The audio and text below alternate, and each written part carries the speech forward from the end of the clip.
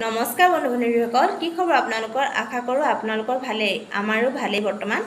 মই আজি এটা নতুন ভিডিঅ' লৈ আনিছোঁ। ভিডিঅ'টো হৈছে মই ছুপাৰ কইন্স দি ফ্লিপকাৰ্টৰ কিনো বস্তু এটকাত আনিলোঁ আৰু সেই বস্তুটোনো কেনেকুৱা আহিলে আৰু ৰিভিউ বুলিয়ে এটা ভিডিঅ' লৈ আনিছোঁ। যদি মোৰ এই ভিডিঅ'টো চাই ভাল লাগিলে মোৰ চেনেলটো ছাবস্ক্ৰাইব কৰি দিব আৰু মোৰ ভিডিঅ'টো লাইক এটা কৰি দিব। ব'লকচোন চাওঁ আমি কি বস্তুনো আনিলোঁ।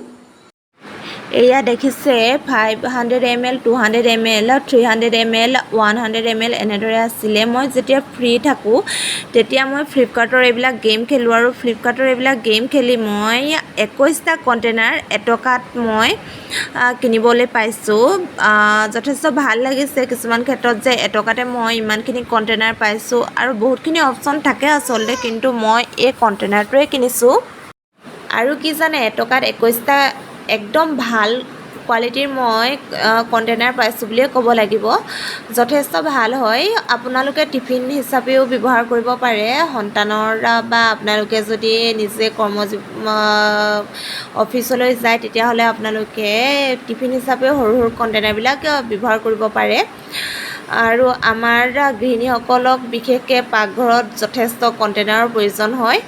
এইবিলাক দেখিছে নহয়, কোৱালিটি একদম ফাইন হয়। যদি ভিডিঅ'টো চাই ভাল লাগিলে লাইক এটা দিব। আজিলৈ আহিছোঁ, ধন্যবাদ।